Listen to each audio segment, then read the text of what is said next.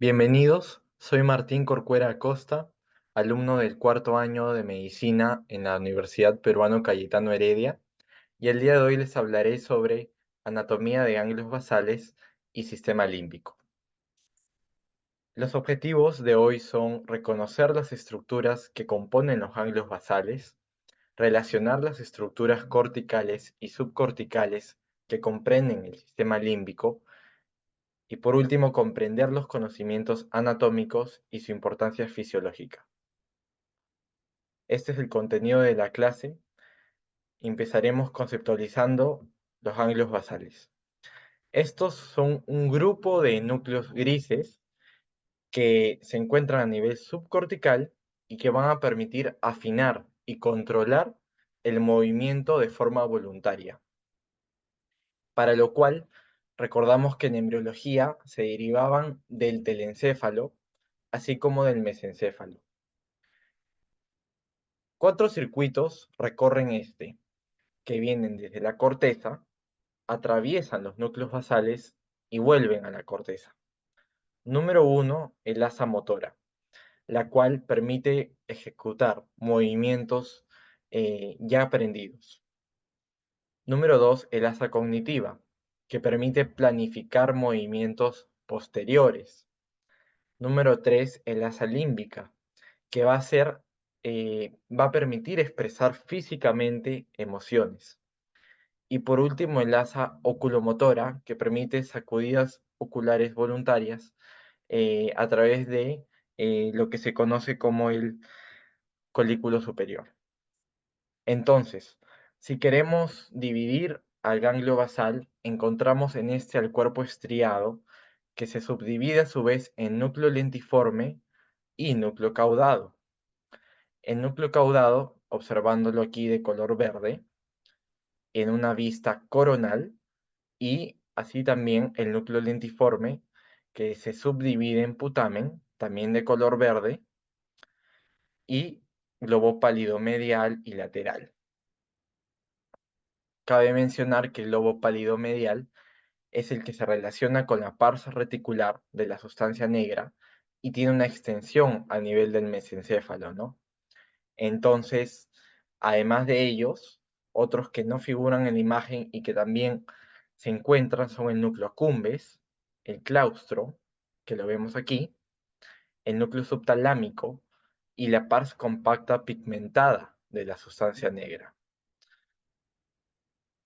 En la siguiente diapositiva ya podemos observar cómo es que el núcleo caudado se encuentra respecto al ventrículo lateral, específicamente el asta frontal y el atrio, componen la pared lateral, y respecto al asta temporal del ventrículo lateral, como lo vemos aquí, compone el techo.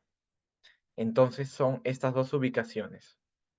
Y en la siguiente diapositiva ya podemos ver una vista tridimensional, ¿no? De lo que serían los ganglios basales, donde lo que impacta aquí es la forma de herradura que tiene el núcleo caudado, teniendo su cabeza, en primer lugar, conectada al núcleo lentiforme del que les hablaba, así como también continuada por una cola que está, si tendríamos que ubicarla a nivel anatómico, en el techo del ventrículo lateral, que es el que les hablaba anteriormente, así como también está lateral al brazo posterior de la cápsula interna.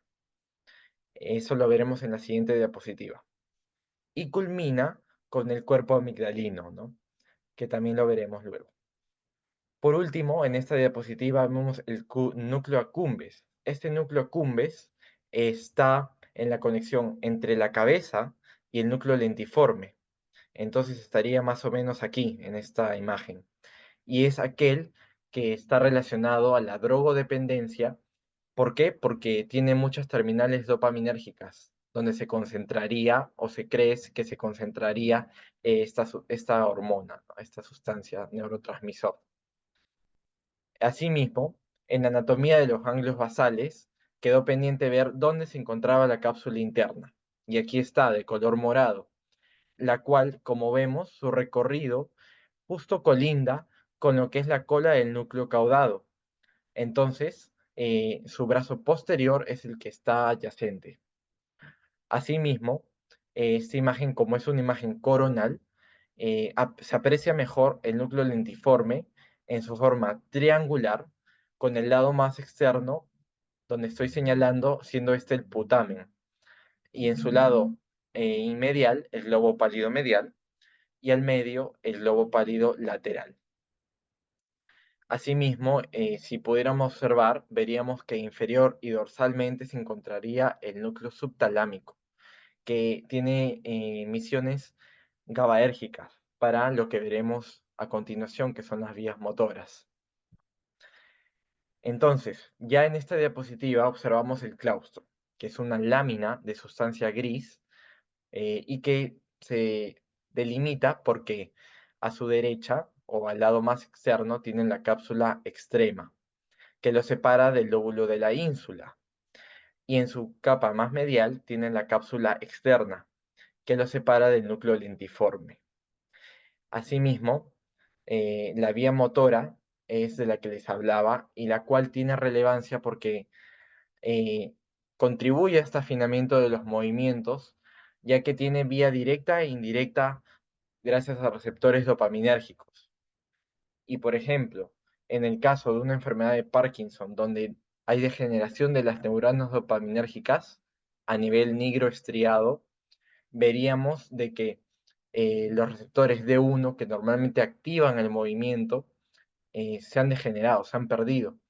Y por tanto está predominando la inhibición del movimiento, porque en la vía indirecta de los receptores D2 es el núcleo subtalámico que vemos aquí con el puntero, el cual está sí pudiendo enviar emisiones GABAérgicas y por tanto inhibiendo al núcleo ventrolateral del tálamo y así inhibiendo a su vez al área suplementaria motora. Entonces veremos de que un paciente con enfermedad de Parkinson tiene bradicinesia, por ejemplo, y rigidez muscular. En esta imagen del sistema límbico ya podemos asociarlo a través de esta definición. El sistema límbico, ¿qué es? Es un limbo porque bordea el hipotálamo y el telencéfalo. Es decir, que va a permitir la comprensión de las emociones y del comportamiento humano. Y una mnemotecnia fácil de memorizar son las 5 Cs: comer, conmemorar, comportarse, plan y copular. Aquí hago o recalco que conmemorar refiere a memoria, ¿no? Y esto es la idea que vamos a desarrollar en las siguientes diapositivas. Para lo cual observamos que a nivel anatómico hay un nivel cortical y un nivel subcortical del sistema límbico. En el nivel cortical vemos el lóbulo de la ínsula, muy conocido porque hay que retraer los demás lóbulos, como el lóbulo frontal, que lo vemos de azul, el parietal de gris y el temporal también, los cuales luego de retraer recién podemos observar el lóbulo de la ínsula en la profundidad, y que todos los bordes se llaman opérculos. Este lóbulo de la ínsula es el encargado de los antojos, las adicciones, y vamos a explayarnos más adelante. A nivel subcortical vemos otras estructuras anatómicas como lo son la amígdala, el bulbo olfatorio, el tálamo y el hipotálamo. Entonces, vamos a empezar con el plano cortical. El plano cortical, en una vista sagital, un corte sagital, vemos que el giro singular está de color verde y el cuerpo calloso de color azul. El giro singular es de relevancia aquí porque va a participar en la nocicepción. Cómo es que llegan sensaciones de dolor a nuestro cerebro y generan determinadas emociones. A su vez, el hipocampo, en una vista coronal, se observa de color verde aquí y está medial al lóbulo temporal. Está encargado de la memoria a largo plazo y se encuentra automáticamente arriba del giro parahipocampal, que lo veremos en esta otra imagen, de color morado. este giro parahipocampal, además de estar inferior al hipocampo, es el que está adyacente al cuerpo amigdalino y al uncus. Entonces podríamos entender aquí que van a haber constantemente impulsos aferentes de la corteza de asociación y que llegan al giro hipocampal, parahipocampal para su codificación. Asimismo, a nivel medial tenemos el surco rinal y a nivel lateral el uncus del que les hablaba, así como cuerpos geniculados y la parte pulvinar del tálamo. A nivel frontovasal, es decir, en la parte inferior del lóbulo frontal, ya estamos hablando de una parte que se conecta muy cercanamente con los nervios olfatorios y por tanto con el bulbo olfatorio. Entonces, cada olor que ingrese va a ser traducido y va a formar recuerdos en la corteza frontovasal. Y así ya continuaríamos con lo que es el hipocampo. Este es un corte sagital donde observamos que el hipocampo está encerrado de color rojo y en esta otra imagen de corte coronal observamos mejor la forma del hipocampo. Tiene una forma de caballito de mar. Esta forma lo hace muy especial porque se divide en astas de Amón. Estas astas de Amón son cuatro, como vemos aquí. A su vez, cabe recalcar que cada asta de Amón está eh, con células piramidales, neuronas piramidales, así como el subículo. Entonces, el subículo, el hipocampo, van a ser compuestos de neuronas piramidales. Y en esta otra imagen también vemos lo que es el giro dentado, que recorre el hipocampo. Este giro dentado, a diferencia del hipocampo, está compuesto de neuronas granulares. Entonces, eh, esta composición que tiene, ¿cómo es que funciona? ¿No? El funcionamiento es gracias a una corteza entorrinal. Esta corteza entorrinal es la que recibe, es la recepcionista de toda la información cognitiva, sensitiva, que llega de las áreas de asociación y que por tanto va a permitir que ingrese hacia el hipocampo, se codifique la memoria y luego de que se codifica la memoria, esta es de vuelta hacia las cortezas de asociación para continuar con su camino. Sin embargo, esta no es la única ruta que tiene. Hay otra ruta para codificar la memoria, que es la segunda vía indirecta del hipocampo al neocórtex. Este se llama el fornix, que lo vemos aquí en esta imagen superior, el pilar del fornix, pero para detallarlo mejor, aquí tengo otra imagen donde se muestra cómo es que el pilar del fornix, junto con el pilar del otro hemisferio, forman el cuerpo o tronco. Y este cuerpo tronco sigue creciendo y forma una columna que tiene en esta columna fibras precomisurales y postcomisurales. De relevancia son las fibras postcomisurales, en especial porque, como vemos en la imagen superior, son las que se conectan con el tracto mamilotalámico, que es el número 5 aquí. Y este tracto mamilotalámico automáticamente emite fibras hacia el núcleo anterior del tálamo, que es el número 6 aquí. Este núcleo anterior del tálamo de importancia porque a su vez emite otras fibras hacia la corteza cingulada. Y entonces, este circuito, ¿por qué se denomina circuito de Papez?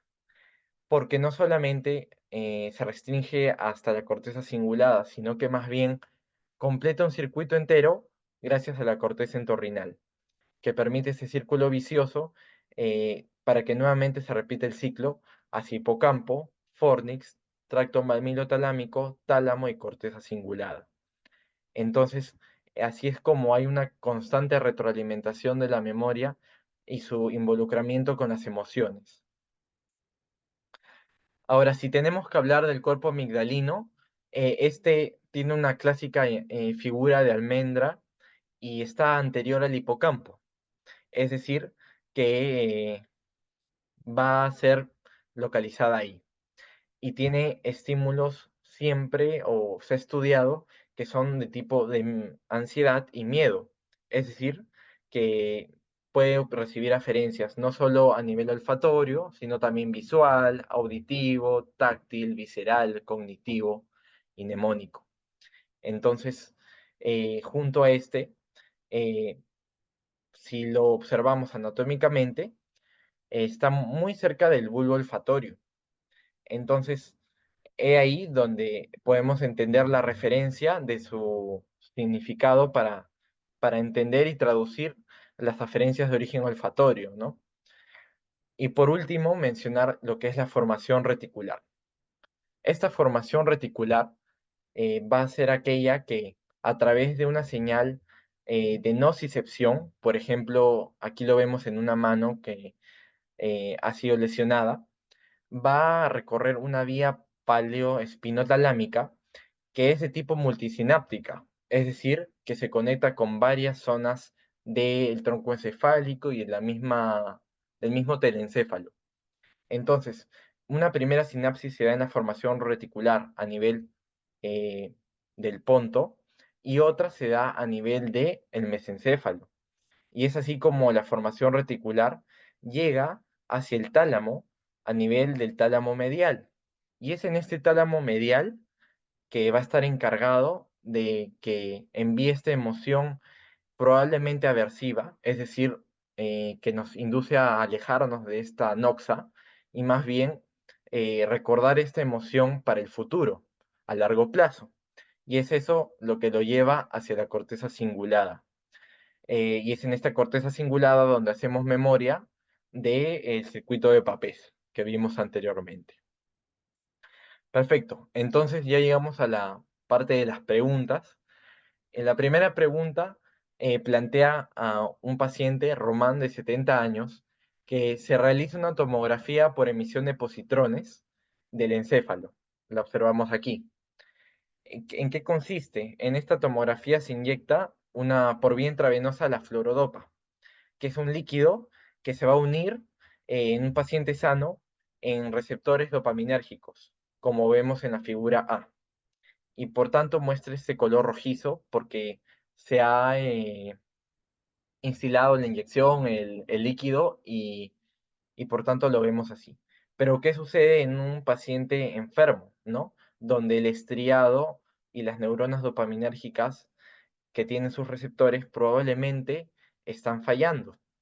Esto lo vemos en la figura B, donde vemos también un corte donde el tálamo y la parte donde conformaría el putamen no han tenido buen color, ¿no? Y más bien la tomografía demuestra una reducción significativa de los receptores dopaminérgicos.